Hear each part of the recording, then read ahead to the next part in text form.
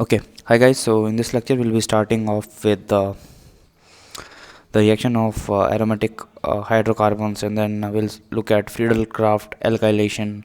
So before that, just a quick fact or just a quick explanation or important concept that regarding the comparison of boiling points. So boiling point comparison. So I'll explain this concept explain this concept in detail in our coming video tutorials. But for now, um, uh, I'm just taking up this topic so that it would be more, as a fun fact for now in this video lecture, right? So if you have a compound like this and this, in which compound do you think the boiling point would be more? So boiling point generally increases when there is a good uh, kind of bonding between intermolecules between the intermolecules, right? And the boiling point would be lower if there is a less bonding between intermolecules. So by that I mean that, so suppose there is ice and there is water, or better, let's take this example that there is a solid substance and a liquid substance. So whose boiling point would be more?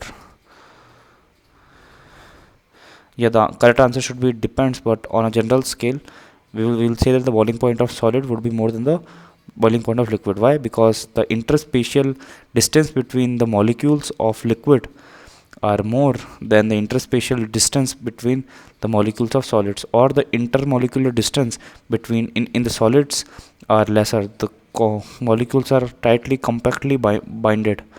That's why it's a solid, hence the boiling point increases. And in the case of liquid, the molecules have good amount of intermolecular distances or less amount of intermolecular bonding between the molecules, hence its boiling point is lesser than the solids. So in this case, as we have talked about hydrogen bonding concepts in some of the previous video lectures. So this actually triggered taking this example in this video lecture. Okay, so as you can see that this H would be in intramolecular hydrogen bonding with the OH group, or the O atom, which is attached to its alpha carbon. And in this case there would be more, in the A case there would be more intermolecular hydrogen bonding rather than intra.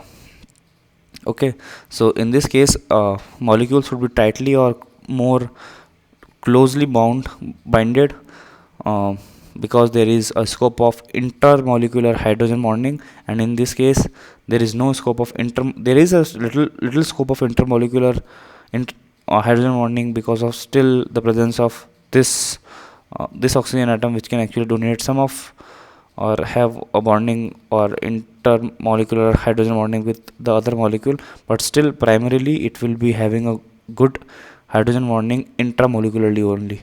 So due to the presence of intramolecular hydrogen bonding in this compound and due to the presence of intermolecular hydrogen bonding in this compound, the boiling point of this would be more, as it would be more tightly binded with other molecules in its vicinity, unlike this. Okay, so boiling point is, this is the order of boiling point.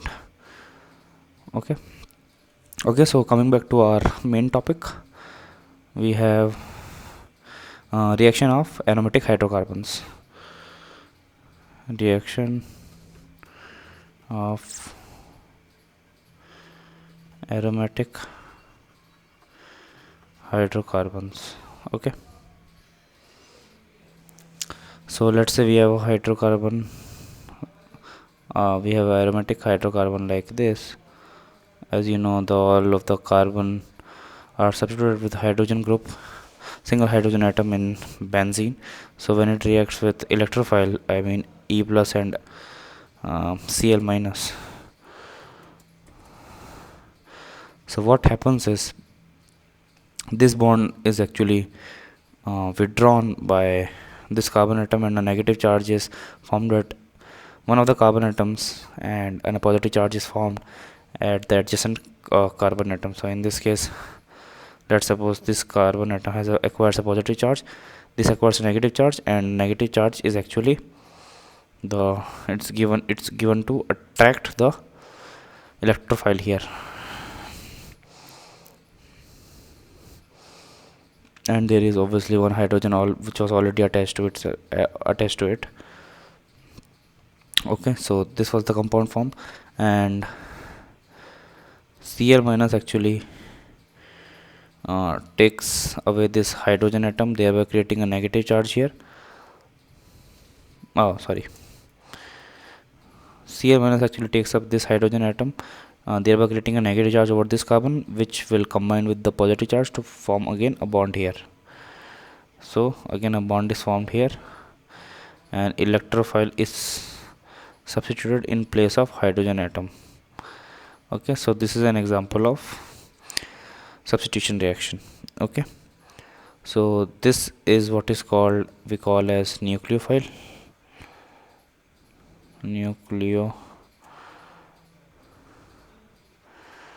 This is called reagent, and this is called sigma complex. This is also called as Wieland intermediate or uranium ion. Wieland intermediate. Okay, so it is a reaction of type electrophilic substitution reaction. So it is electrophilic substitution reaction, or it is electrophilic aromatic substitution, or it is electrophilic aromatic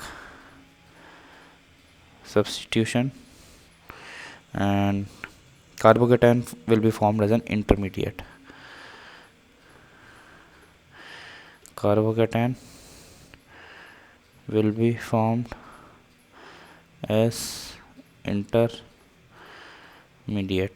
Okay, so driving force of sigma bond complex is bond energy of sigma bond and high temperature. So you must have seen or noticed that this aromaticity is lost when we form the intermediate. So how is the reaction going in forward direction? So simple reason is it is supported by first high bond energy of sigma bond,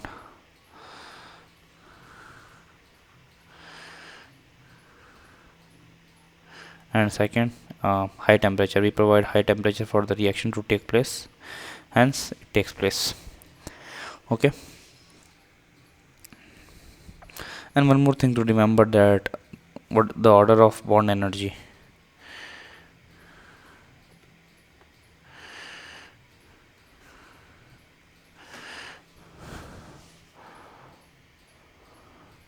So sigma bond energy is higher than pi bond energy.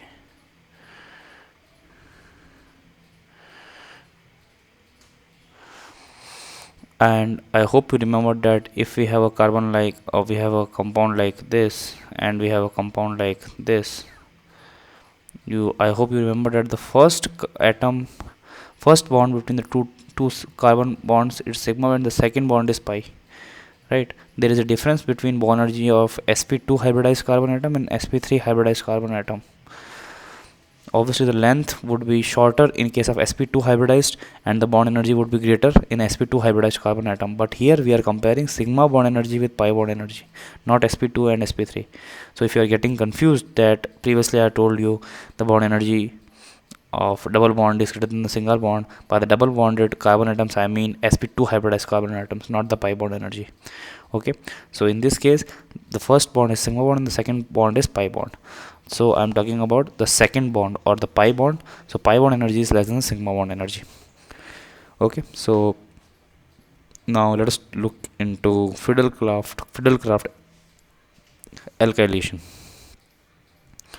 Okay.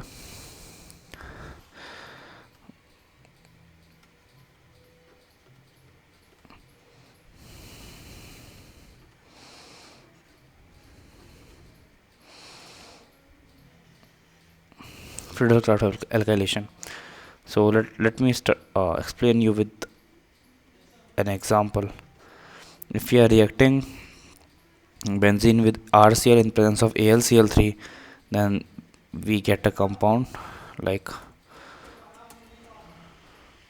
this. So what is the mechanism involved here through which the reaction takes place? So the mechanism is, first,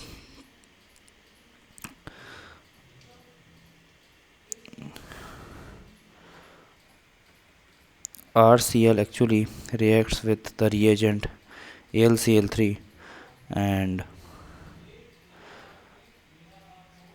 Cl actually donates its lone pair to the free d orbital of aluminium. So what we get is Al minus Cl4 plus R plus. Okay. So the Cl withdraws its electron from the bond and then donates it to the vacant orbital of aluminium, thereby creating a negative charge aluminium with Cl4 and R plus. So what happens when benzene comes in contact with R plus? Obviously it forms intermediate carbonium ion, which is something like this, and R group is attached. Then the AlCl4 minus actually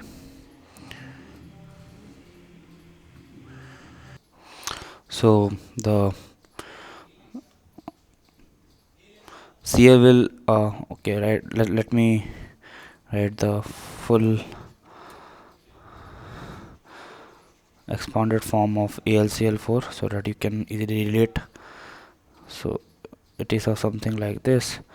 So what will happen is Cl will break this bond and attack on this hydrogen atom. So what will happen is there will be negative charge here and there will be positive charge here. Oh, actually I draw the pi bonds in a wrong way. It would be something like this. Okay. So negative charge will be on this carbon, which will combine with positive charge on the adjacent carbon to form a double bond here. So again, benzene aromaticity is recovered and HCl plus AlCl3 will be the products formed.